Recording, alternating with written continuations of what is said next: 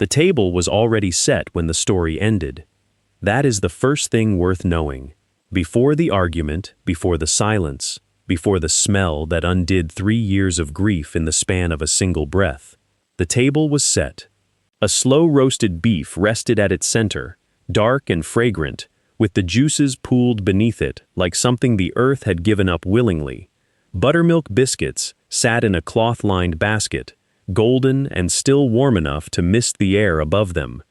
Pan-fried potatoes, flecked with sage, filled a heavy iron pan placed carefully to one side, and at the far end of the table, close enough to be noticed but not crowded, a dried apple pie waited with the patience of something that had earned its place there. The recipe book lay open between a plate and a clay pitcher. Small, cloth-bound in faded blue, worn soft at the corners from years of handling. The handwriting inside was a woman's, careful, then hurried, then careful again, with grease stains where her fingers had touched the page while her hands were still full of something else. Penciled notes crowded the margins in a second hand, smaller, as though whoever had added them had not wanted to intrude. The man who had ordered that book thrown away was not yet at the table. He would be. That is also worth knowing. But the question the table itself seems to ask, the question that steam and silence and the smell of sage hang in the air to answer, is this: how does a book a man calls worthless end up at the center of the only supper that mattered in 3 years? The answer begins the evening before, when he came back. He arrived at the ranch at dusk, which suited his mood. That particular hour when the light is neither one thing nor another, and the land looks tired of waiting. He had been gone 6 weeks. He returned with fewer cattle than he left with, a jaw set like a man who has already rehearsed every conversation he does not want to have, and the particular exhaustion that comes not from the body, but from the long work of keeping one's pride intact when nearly everything else has come apart. The ranch sat at the edge of a wide Montana valley, with the mountains going dark behind it, and the first cold of late autumn already settling into the boards of the porch. The house itself was lit. The kitchen window glowed steady and warm, and he noticed it the way a man notices something he had not expected to find still standing. He unsaddled his horse without speaking to the hand who came out to help him. He crossed the yard. He climbed the porch steps one at a time, as though he were not entirely certain the house deserved to receive him. Then he opened the door, stepped inside, and found a woman he had hired 2 weeks before his departure standing at the kitchen hearth, her back to him, entirely unhurried. She did not turn around. That was the first thing he registered, not her face, not her posture, but the simple fact of her stillness. Most people, hearing the door open after 6 weeks of silence, would have startled, would have turned, would have offered something, a greeting, an explanation, a nervous accounting of themselves. She offered none of these. She simply continued what she was doing, which appeared to be nothing more urgent than wiping down the edge of the hearthstone, and the unhurried quality of it landed on him like a mild rebuke he could not quite name. He moved through the kitchen without speaking. This was his habit, to read a room before he committed to it. He had done the same outside, in the yard, catalogued the woodpile, noted the state of the fence post nearest the water trough, assessed the distance between things, as a man does when he is measuring what has been lost against what remains. He did the same now, indoors. The flour tin was where it belonged. The pot rack held its proper number of hooks. The shelf above the window, his mother's shelf, where she had kept her dried herbs and her small stack of handwritten notes, and her— He stopped. The book was there, small, cloth-bound in faded blue, its spine softened from years of handling. It sat between the dried sage bundle and the edge of the shelf, as though it had been placed there deliberately. Perhaps it had. He picked it up the way a man picks up something that has been left in the wrong room, with the efficient, distracted grip of someone who intends to relocate it rather than examine it. He looked at it for perhaps 3 seconds. Then he set it on the counter beside him, not gently. "This," he said, "is clutter." He was not speaking to her exactly. He was speaking in her direction, which is a different thing. A way of making a statement to the room while granting himself the option of pretending no answer was required. He was still looking at the counter, still not looking at the book. "Throw it out," he said, "before morning." She turned then, not quickly, not with protest, but with the particular economy of motion that belongs to a woman who has decided not to waste her expression on a man who is not yet ready to see it. She looked at the book on the counter. She looked at him. He had already moved on, already crossing toward the far side of the kitchen, as though the matter were settled, as though the book had already ceased to exist by virtue of the instruction given. She said nothing. He disappeared through the interior doorway, and the kitchen was quiet again. She stood for a moment in the stillness he left behind. Then she crossed to the counter, picked up the small blue book with both hands, and held it, just held it, as though weighing something that could not be measured in ounces. She did not carry it to the door. She carried it to the small table beside the window instead. Not a defiant gesture, not a declaration, simply a redirection, the way a practical woman reroutes a river rather than argues with it. She set the book down, smoothed her apron, and went back to the business of closing up the kitchen for the night, banking the stove, wiping the counter, setting the tin basin upside down to dry.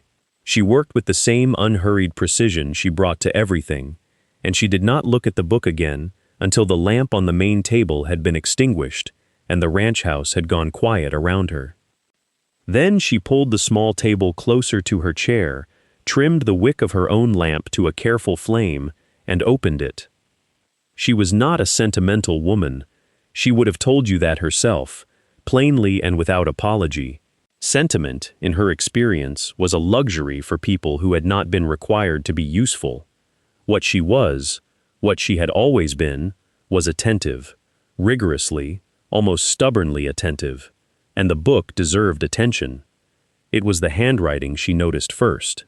Not large, not showy, a small, deliberate script that pressed firmly into the page as though the writer had understood that words ought to mean something and had weighted each letter accordingly. The margins were not empty. They were worked. Little amendments, little corrections, little observations tucked beside the printed measurements. More sage than this says, let it rest a full hour. Do not rush the crust. The marginalia of a woman who had cooked these recipes enough times to know where they lied to you and where they told the truth. She turned the pages slowly. A smear of rendered lard had dried to translucence on the biscuit page, ghosting the ingredient list like a watermark, evidence of flour-dusted hands, and a kitchen full of noise she could only imagine. She paused there longer than she had intended. She turned further, found the pie. It was a dried apple pie recipe, written in the same firm hand but circled, twice, with a line beneath it that served no purpose except emphasis, as though the writer had returned to the page later and wanted to be certain no one could miss it. Twice circled was a language she understood. It meant, "This one matters." It meant, "Remember this one." It meant, something she did not have a word for but recognized the shape of. She read all 4 recipes that concerned her, read them twice, the way she read everything that required accuracy. She noted the quantities, the sequence, the small corrections written in the margins, the hour of resting, the extra sage, the instruction about the crust that someone had learned the hard way and recorded so that no one else would have to. By the time she closed the book, the lamp had burned nearly an hour lower. She set it carefully on the corner of the table, spine up, open to nothing. She already knew what she was going to do. She began with the stores. Not because she doubted the book, she did not, but because a plan built on assumption was not a plan at all. It was a wish, and she had spent enough years distinguishing between the two to know which one fed people and which one did not. She rose before the gray had fully left the sky, wrapped her shawl close, and took the lamp to the dry larder first. The shelves there were not empty, which surprised her slightly. Whatever his failures on the cattle drive, whatever had come apart out on the trail, someone had stocked this kitchen before the season turned. The flour tin was heavy. Salt, baking soda, lard, a crock of buttermilk kept cold near the back wall. She pressed 2 fingers to the side and felt the chill of it. There was a sack of dried apples near the bottom shelf, tied with twine, not full but not hollow either. She lifted it, tested its weight, set it back. Enough. She moved to the cold cellar next, taking the short steps down into the dark with the lamp held level. The air there was different, denser, with the particular cold that comes from earth itself rather than wind. A small beef roast hung there on a hook. It was not large, but it was sound, and the cut was one the book had accounted for. She examined it in the lamplight and found it satisfactory. There was also a jar of drippings on the low shelf and a small crock of lard beside it, better preserved than she expected. She noted these things the way she noted everything, without sentimentality, without congratulation, simply as facts that could be used. Back in the kitchen, she set the lamp on the table and spread the book open beside it to the roast recipe. Then she went through her list, not a written list, she had not needed one since she was 23, matching each ingredient in the recipe to what she had confirmed with her own hands. Flour, buttermilk, lard, dried apples, the beef. The potatoes she had already seen in the cellar, 4 of them, adequate. She moved through each recipe methodically, the way she moved through everything that required accuracy and could not afford to fail. Then she stopped. Sage. The recipe specified it plainly. Pan-fried potatoes with sage, and the margin note beside it was particularly emphatic. Do not omit, this is the point of it. She read that line twice and almost smiled. Someone had felt strongly she could respect that. She turned and scanned the larder again, this time higher up, where things tended to be forgotten rather than used. And there it was, a dried bundle, tied with faded string, hanging from a small hook near the ceiling. She reached up and took it down, pressed one leaf between her thumb and finger, rubbed it slowly, brought it close. The smell came up sharp and clean and entirely itself. She hung it back on the hook. Dried would do. Dried would do very well. The plan was set. He was up before the light had fully decided what it was doing. She heard him, boots on the floorboards above, then on the stairs, then the particular sound of a man who moves through his own house like he is trying to outpace it. She had the fire going already, the coffee on, the bread cut. Not because she had been told to, because she had listened to the house long enough to know what morning looked like here, and a cold kitchen on a cold morning was a thing she could control, so she controlled it. He came in without acknowledging the fire, without acknowledging the coffee, though he poured it. He took the bread and ate it standing at the far end of the kitchen, near the window that faced the barn, his back not quite toward her, but near enough to make the point. She did not remark on it.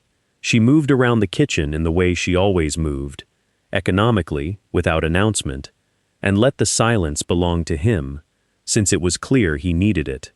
The narrator would like to note something about men who will not sit down. They are not, as a rule, being rude, or not only rude. They are managing something they have not yet found language for, and stillness is the enemy, because stillness allows the thing to rise up through the floor and into the chest and become undeniable. A man in motion is a man with a reason not to feel. She had known men like this before.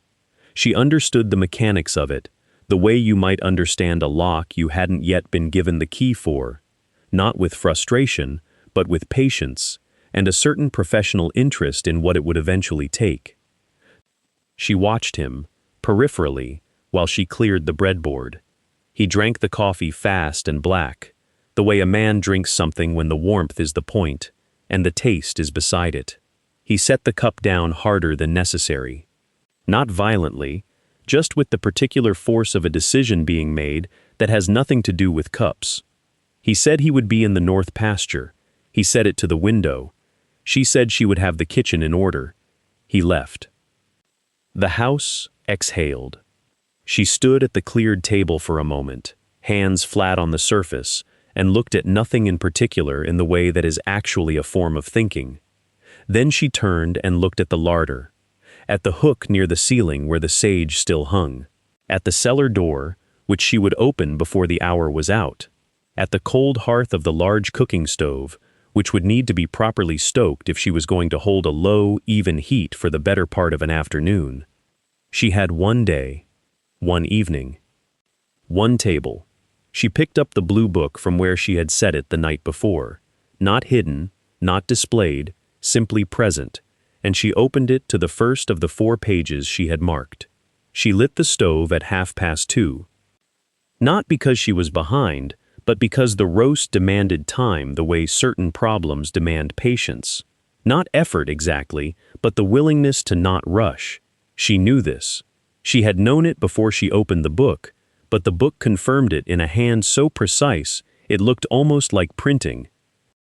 Low fire, long hours, do not hurry the meat. She did not hurry the meat. The cut she had found in the cold cellar was good. Better than she had expected given the state of the larder generally. A thick shoulder, well marbled, wrapped in cloth and waiting as though it had known it would be needed. She unwrapped it on the wooden work table and salted it thoroughly, turning it twice, pressing the salt in with the flat of her palm, the way the margin note instructed. Press, don't sprinkle. The salt has to mean something bad. She read that note twice, and then did exactly as it said. The iron pan went onto the stove before the stove was fully hot, which was the right order. Cast iron rewards patience and punishes haste, and she had learned that lesson from a different kitchen in a different year. By the time the pan was ready, the kitchen had already begun its slow transformation. Not warm yet, but moving toward warm. The particular quality of air in a room where cooking has begun, intentional, purposeful air that has somewhere to be. She seared the shoulder on each side until the surface went the color of dark copper, then transferred it to the heavy pot she had found hanging above the stove. Blackened, well seasoned, used so many times its iron had taken on a quality almost like memory. She nestled the meat in, added the stock she had been reducing since early afternoon, the onion she had quartered, the single dried bay leaf she found tucked inside the front cover of the book like a small deliberate gift, and she put the lid on. Then she reduced the fire to low, and she stood back. The kitchen settled into a different rhythm after that, slower, deeper, like a room breathing at rest. Steam began to gather at the lid's edge, barely visible, more felt than seen. The smell came next, gradually, the way warmth comes, first as a promise, then as a fact, rendered fat, salt, the faint sweetness of the onion beginning to soften. She wiped the work surface. She reset the salt cellar on its shelf. She folded the cloth that had wrapped the meat and set it aside for washing. Her hands moved efficiently, without theater, because efficiency was not performance. It was simply what happened when a person knew exactly what they were doing and had decided to do it completely. The sage was still hanging on the hook near the ceiling. She would need it later, for the potatoes. But that was later. Right now the pot sat on the low fire, and the kitchen was warm, and the afternoon was only beginning to spend itself. She pulled the biscuit recipe next. It was near the front of the book, one of the first pages, which told her something. A woman puts the things she reaches for most often near the front. Buttermilk biscuits, the heading read, in a hand that pressed harder on the downstrokes, as though the writer had been taught penmanship by someone who believed letters ought to mean what they said. Below it, the instructions were precise without being stiff. Cut the fat in cold, work it fast, do not overhandle. Biscuits forgive less than you'd think. A marginal note added in softer pencil, almost an afterthought. 2 pinches salt, not 1. She added 2. The bowl she used was heavy ceramic, the kind that stays cool even near a warm stove. She worked the fat in with her fingertips, moving quickly the way the recipe advised, and the mixture broke into the right kind of roughness. Irregular, sandy, not smooth. Smooth was wrong. She had known that before she read it, but reading it confirmed something she could not quite name, that the woman who wrote this had known the same things she knew, had arrived at them by the same quiet accumulation of practice, and had thought them worth recording so that someone else might not have to learn them twice. She was not grieving on his behalf.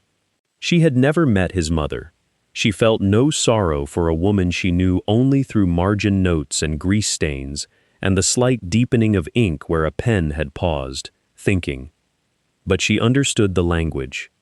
A recipe written with intention has a particular quality. It is not merely instruction, it is argument. It says, "This is the way, and here is why, and do not skip the second pinch of salt." She spoke that language without having been taught it, the same way some people sight-read music in a tongue they were never formally given. The biscuits came together under her hands with the quiet authority of a thing done correctly, and she set them aside to rest while she turned her attention to the potatoes. She lifted the sage from its hook near the ceiling. Dried, it had gone slightly silver at the edges, that soft gray-green particular to herbs that have spent their summer and given it willingly. She crumbled a measured amount between her palms, brought her hands to her face briefly, not sentiment, simply assessment, and found it still good. Sharp and faintly resinous, with that undertone she could never name precisely but always recognized. The potatoes went into the iron pan with a knifed coin of fat and a measure of salt, and when she added the sage, the kitchen changed its character again. The roast had made it dense and savory. The sage made it something older than that, something closer to the particular smell of a house that has been cooked in for a long time by someone who knew what they were doing. She did not remark on this to herself. She simply noted it, the way she noted most things, and kept working. The cold came in with him before he did. It arrived first, a breath of November that moved through the gap under the back door and lifted the edge of the cloth she had laid over the resting biscuits. She felt it without turning. She was at the work table with the pie, pressing the edge of the top crust down with her thumb in the way the margin note had specified. Crimp firmly, or the steam opens it wrong, and she did not stop when she heard his boots on the step outside. She heard him pause at the door, the particular hesitation of a man who reaches for a handle and then does not immediately close his hand around it. She kept working. What reached him in that moment between the door and the threshold was not one smell but a sequence, the way a piece of music arrives not all at once, but in its component parts, one laid over the next, until the whole resolves into something the body recognizes before the mind catches up. Rendered beef fat was the first note, low and foundational.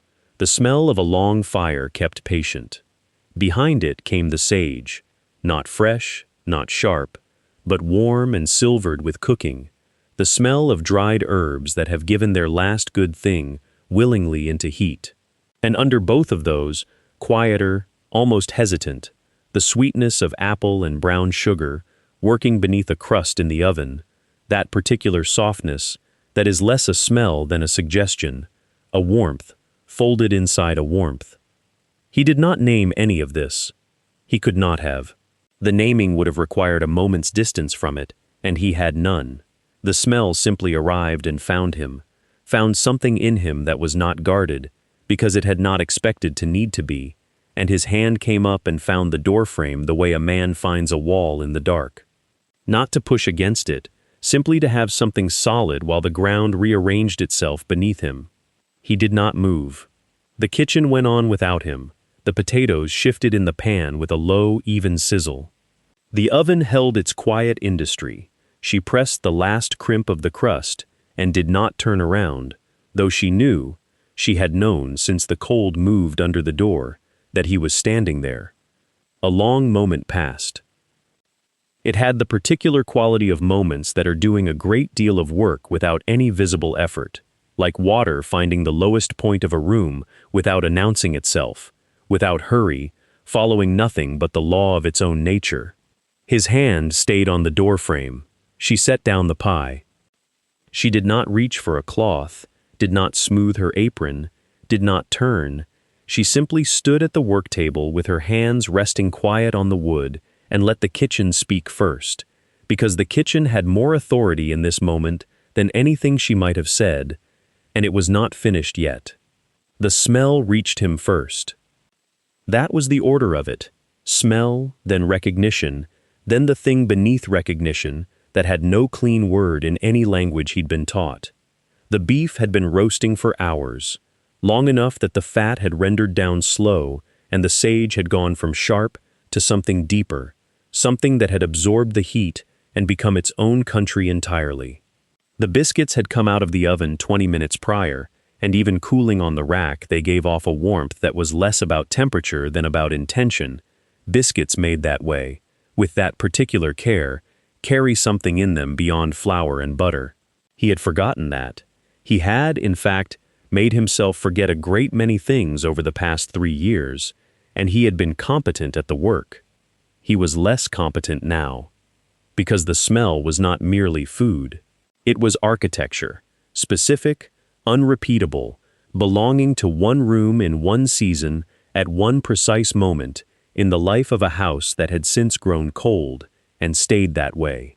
His mother's kitchen in November, the lamp low on the table, the sound of wind finding the gap below the back door, and the particular quiet that followed supper being set down. That suspension before the meal began, when the room seemed to hold its breath. He had been 26 the last time he'd stood in a kitchen that smelled this way. He had not expected to stand in one again. His hand tightened on the doorframe. She had not moved.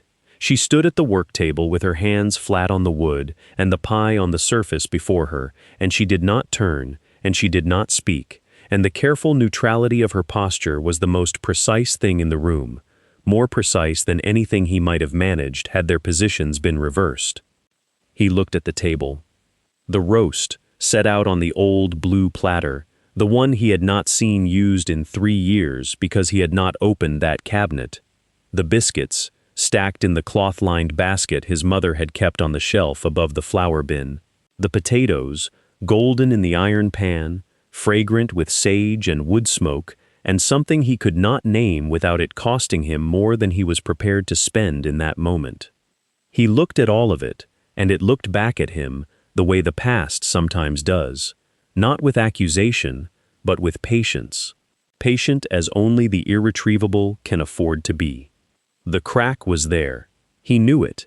He felt it somewhere below his ribs, a hairline fracture in something he had believed sealed. He did not acknowledge it. He said nothing to her, not a word, not a syllable. He released the doorframe, turned, and walked back out into the cold dark of the hallway, and the kitchen let him go. She did not call him.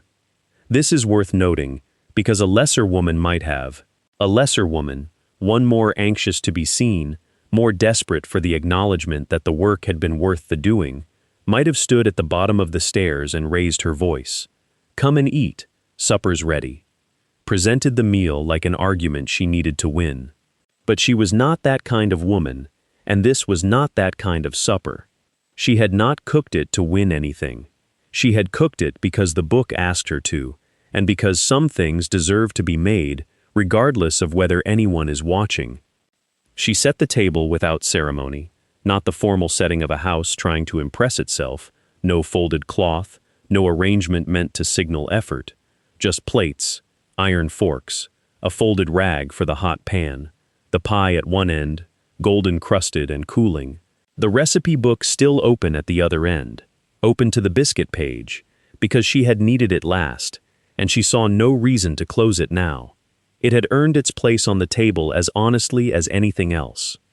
She sat down. She did not wait standing. She did not hover near the stove with her hands folded, performing patience. She pulled out the chair across from the head of the table.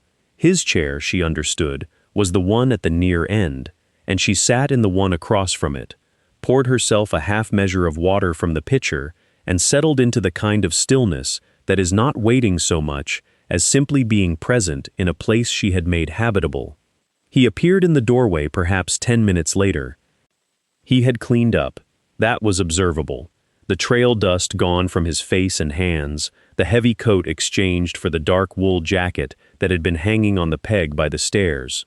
The good one, she noticed, the one with the careful mend at the left cuff, that someone had done a long time ago in thread that nearly matched.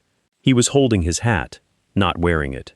Holding it, brim in both hands, the way a man holds something when he is not entirely certain what to do with his hands. She looked at him. She did not stand. She did not speak. She simply lifted one hand, briefly, and gestured to the chair at the head of the table. The chair that was his, that had always been his, that had sat empty at this particular hour for 3 years.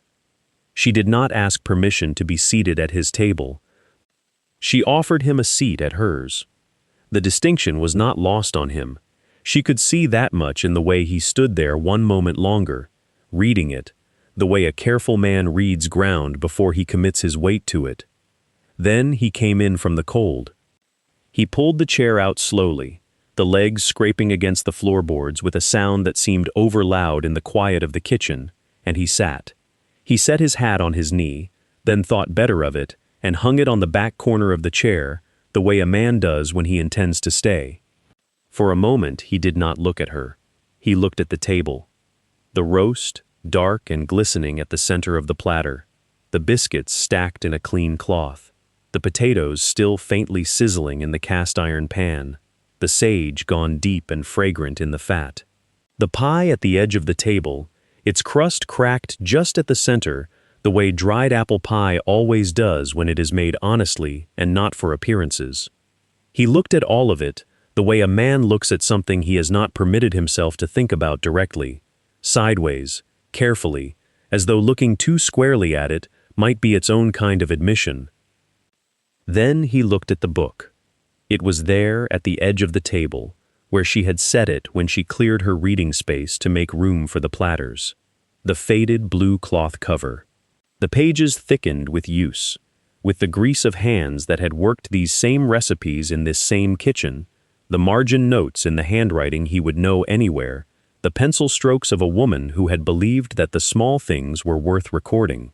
He reached for it, picked it up, held it the way he had been holding his hat a few minutes before, carefully, with both hands, with the concentrated attention of a man who is afraid of what he is feeling, and therefore focuses very hard on the physical object in front of him. Then he set it down, gently, in the center of the table, between them.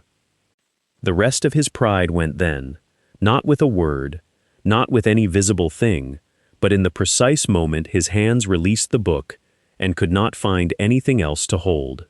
She watched it happen. She did not look away, and she did not pretend she had not seen it. He cleared his throat once. "How did you know?" The question came out low and plain, without any of the defensive edges that had lined his voice since the night he returned. It was an honest question, which was itself a kind of concession. She looked at him across the table. "I read it," she said. That was all. No elaboration, no softening of the fact, no apology for the act of having looked at what he had told her to discard. She had read it, and reading it had told her everything she needed to know about this kitchen, and the woman who had built it, and the man who had not eaten at this table since. He absorbed that. He looked at the book again. He sat with that for a long moment, not fidgeting, not filling the silence with anything defensive or convenient. Just sitting with the truth of it, that she had read the book he'd called worthless, and that reading it had produced this table, this smell, this meal, this particular quality of quiet that he had not felt in this room in 3 years. Finally he looked up. "Stay," he said, not the way he'd said anything else since his return, not with the flat authority of a man issuing orders to his own land, not with the tight-jawed economy of someone who has learned to want very little because wanting costs too much. He said it the way a man says something he has turned over carefully and decided to mean. "Not as help," he added. "The ranch needs He stopped, started again. I need someone who looks at a thing before deciding what it's worth. She did not answer immediately. She had that habit, the deliberate pause that was not hesitation but consideration, the kind that told you she was taking the question seriously enough to weigh it honestly. He did not rush her. Perhaps he was learning. Then I have a condition, she said. He waited. You will not do that again. She did not raise her voice. She did not need to. Call something worthless because looking at it costs you something. If you can agree to that, I'll stay. It was a quiet sentence. It carried a great deal of weight for a quiet sentence. He understood exactly what it covered, not just the book, not just tonight, but the whole habit of a man who had learned to discard things before they could be taken from him. She had named the mechanism precisely, without cruelty, and left him nowhere to hide from it and no reason to. I can agree to that, he said. She nodded once. Then she reached for her fork. He did the same. They ate. The biscuits were still warm. The beef had gone tender in that particular way that cannot be rushed and cannot be faked, only arrived at by patience and the correct application of heat over time. The pie, when they reached it, tasted like something that had always existed and had only been waiting to be remembered. Neither of them said a great deal. There are kinds of silence that are empty and kinds that are full, and this one was so full it required no assistance. At some point between the beef and the pie, he reached across and moved the blue book, not to set it aside, but to open it flat between their two plates, the way you'd open a map at the start of a long journey. The pages lay there in the lamplight, the careful handwriting, the grease marks, the penciled notes in the margins. It was not a book about what had been lost. It had never been that, really. It was a book about what a home could still be made of, if the right person chose to read it.